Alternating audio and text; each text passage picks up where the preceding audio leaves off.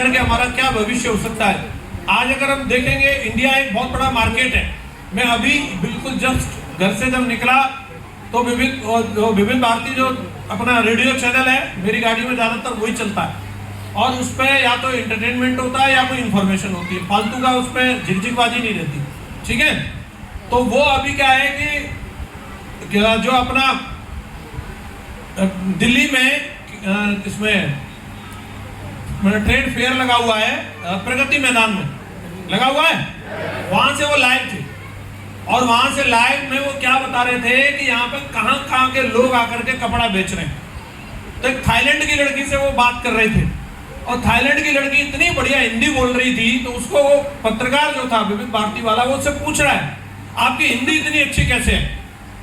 तो उसने बताया कि मैंने गुजरात में आकर के और दिल्ली में आकर के हिंदी की पढ़ाई करी है, मुझे समझ में आ गया भारत बहुत बड़ा बाजार है, और यहाँ अगर धंधा करना है तो हिंदी सीखनी पड़ेगी। और चिल्ला चिल्ला करके उसने लाउड स्पीकर ले रखा है, चबूतरे पे खड़े होकर के, और बुलंद के कपड़े बेच रही है धुआंधार। हेलो, कहां से आके? अरे कहां से आके? थाईलैंड और दुबई से आकर के चले जाओ प्रगति मैदान में, और वहां विदेशी लोग आके बेच रहे हैं, और इंडिया वाले क्या कर रहे हैं? खैनी रगड़ के दे बता दावत, मोदी हारेगा कि नहीं हारेगा। वो मोदी को हराने की और राहुल को जिताने की प्लानिंग में लगे, खैनी रगड़ने से फुर्सत नहीं है। भारत एक इतना बड़ा विशाल बाजार है कि अगर आज आप देखते हैं वर्ल्ड वाइड जितनी भी कंपनियां, चाहे वो गूगल हो, चाहे वो कोई भी कंपनी, माइक्रोसॉफ्ट हो, एप्पल हो, फलाना हो, ढिमकाना हो, ये सब कंपनियों को आप देख लो, इनमें सबसे बड़ा शेयर अगर है कस्टमर की दृष्टि से तो वो इंडिया का है, और हर कंपनी इंडिया में आके अपना बिजनेस करना चाहती है। यस या नो? हमारा देश अभी अगर हम देखेंगे फाइनेंशियली हमने बहुत तेजी से जंप किया है। ऐसा हमारे देश के प्रधानमंत्री जी भी बताते हैं कि पिछले 10 साल में हमारा देश जो है फाइनेंशियल रैंकिंग में 11वें नंबर से 4थे नंबर पर आया। वर्ल्ड की 4th लार्जेस्ट इकोनॉमी वाला कंट्री हम बन चुके हैं। सही है, और बिल्कुल सही है। लेकिन अभी हमारी प्रति व्यक्ति आय में हम 124वें नंबर पर चले गए। बांग्लादेश हमसे एक रैंकिंग ऊपर है। अब नहीं बजाई ताली, ये ताली बजाने की बात ही नहीं है। हाँ जी, तो पैसा तो आया देश में, लेकिन प्रति व्यक्ति आय जो है हम बांग्लादेश से भी पीछे हैं। चाहे एक ही नंबर पीछे सही, लेकिन एक नंबर वो हमसे आगे है। सोचने वाली बात है। तो इसका सॉल्यूशन क्या है?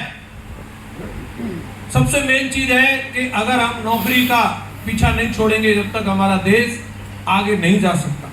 एक ही चीज है, या बार बार ये बात हो रही थी कि मैं पढ़ा लिखा नहीं हूं, पढ़ा लिखा नहीं हूं। पढ़े लिखे होने की जरूरत ही नहीं है। आपको कोई सामान बेचना है तो 5 किलो आलू रखें, अब इसके लिए MBA करने की जरूरत नहीं है। हाँ जी, आपको बस इतना आना चाहिए कि मेरे आलू में क्या खासियत है और आलू दमदारी के साथ कैसे बिक सकता है। दुनिया की हर कंपनी को सेल्समैन चाहिए। यस या नो? चल ही नहीं सकती बिना सेल्समैन के। अच्छे सेल्स पर्सन की सबको जरूरत है। और आज हम जिन क्षेत्रों में काम कर रहे हैं, अगर हम लोग देखते हैं, बहुत सारे लोगों को लगता है मैं बहुत लेट हो गया जुड़ने में। बोले सर अगर पहले आ जाते कृष्णपाल जी सीधे मेरे पास आते तो बोले देवेंद्र जी वाली मर्सिडीज मेरे पास होती। देर नहीं हुई अभी भी। अगर आप देखेंगे, ये मैंने लॉकडाउन में ये स्क्रीनशॉट लिए थे, वही वाले कॉपी पेस्ट करके लाया। अभी वाला इससे ऊपर निकल गया होगा, आप खुद डाल लेना। गूगल से मैंने सीधा डाला FMCG टर्नओवर इन इंडिया। तो इसका जो FMCG का मतलब समझते हैं आप? फास्ट मूवेबल कंज्यूमेबल गुड्स जो रहती है, तेल, साबुन, शैम्पू, नमक, मिर्च, धनिया। हाँ जी, उसका इंडिया का टर्नओवर 110 बिलियन US$ का है 2020 का। 1 मिलियन का मतलब होता है 10 लाख, और 1 बिलियन का मतलब होता है 1 करोड़। हाँ जी, तो ये US$ की बात हो रही है। तो आप उसको कन्वर्ट करके देखो, 110 बिलियन तो कई लाख करोड़ पर चला जाएगा। ये इंडिया का पोटेंशियल है। ये बात बाबा को समझ में आ गई, और बाबा ने जब इस क्षेत्र के अंदर कदम रखा तो आज देखो वो कहां से कहां पहुंच गया। ये FMCG की पावर है। फैशन का मैंने देखा तो फैशन का आया 6 ट्रिलियन इंडियन रुपीज। ट्रिलियन का मुद्रा है। जो बोल रहा है मैं बेरोजगार हूं, बेरोजगार आदमी, मैं महंगाई से कैसे लड़ूं, ये उसी को देख के हंस रहा है।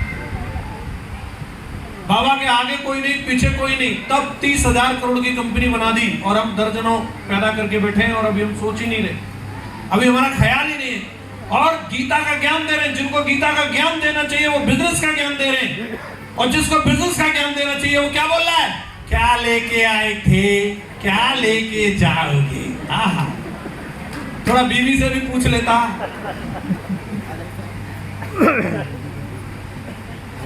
समझने की जरूरत है। बाबा बहुत बड़ा मोटिवेशन है हमारे लिए, ताली तो बजाई दो कम से कम। बेचने के लिए अगर आप उतरोगे मार्केट में, अगर हम मॉडल चेक करके देखते हैं, पहला मॉडल है रिटेल स्टोर, या आप शोरूम खोल सकते हो।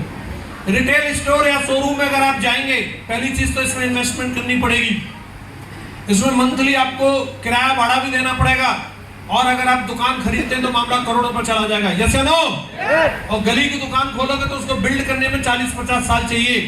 और दूसरी बात यह है कि इसमें बड़े बड़े प्लेयर आ चुके हैं, कंपटीशन इतना ज्यादा है कि रिलायंस से टक्कर लेनी पड़ेगी। रिलायंस के फ्रेश और ये रिटेल सेंटर खुले कि नहीं खुले? तो आप अगर इस क्षेत्र में जाना चाह रहे हैं, इसमें वही लोग सर्वाइव कर पा रहे हैं जिनकी 10, 20, 30, 40 साल पुरानी दुकान है। जैसे कृष्णपाल जी ने बताया लीला बनिया, मैं नहीं जानता वो कौन है, रिस्पेक्टेड जो भी है, पर लेकिन उन्होंने वो बना रखे अपने कस्टमर नेटवर्क और उनका पारंपरिक चल रहा है। उन्होंने दुकान किसी जमाने में 100, 200, 500 रुपए में ली थी, अब शायद वो भी नहीं खरीद पाएंगे उसको, और उसी से वो अपना बिजनेस चलाते चले जा रहे हैं। पारंपरिक जो उनका सेटअप बना हुआ था, नया व्यक्ति जाएगा तो उसको कम से कम 2-3 पीढ़ी चाहिए कि इस बिजनेस को वो एक बड़े लेवल पे पहुंचा पाए, या फिर बहुत बड़ा पैसा इन्वेस्टमेंट चाहिए करोड़ों के हिसाब से। दूसरा अभी है ऑनलाइन प्लेटफॉर्म, आप इस पे भी जाकर के कर सकते हैं ये वाला काम। ऑनलाइन में अगर आप जाते हैं, मार्जिन कम है, वॉल्यूम ज्यादा होगा तो आप यहाँ पे सर्वाइव कर पाएंगे, वॉल्यूम लिमिटेड है तो आप यहाँ पे सर्वाइव नहीं कर सकते। यहाँ लुधियाना की कंपनियां, गुड़गांव की कंपनियां वही धूम मचा के रखी हैं, क्योंकि उनका वॉल्यूम इतना ज्यादा है, उनकी इतनी बड़ी बड़ी फैक्ट्री लगी है। आप एक व्हाइट शर्ट बनाओगे, आप उसको 300 की बेचोगे, वो 250 की मिल जाएगी उसको, क्योंकि वो लाखों के हिसाब से बना रहे हैं। यस या नो? और इसमें भी कंपटीशन बहुत ज्यादा है। और तीसरा तरीका है डायरेक्ट सेलिंग, सेफ शॉप के साथ में आप काम कर सकते हैं। अगर आप यहाँ पे काम करते हैं तो इसके मैं आपको 26 कारण बताता हूँ, और अगर आपको समझ में आ गए तो मुझे पूरे भरोसा है आप पूरे इंडिया को समझा दोगे। जानना चाहते हैं? पहला कारण इस बिजनेस को करने का कि ये बिजनेस जो है कम लागत में शुरू होता है और आप इससे लाखों रुपए कमा सकते हैं। कम लागत में शुरू होने वाले और भी बहुत सारे काम हैं, लेकिन उनसे आपका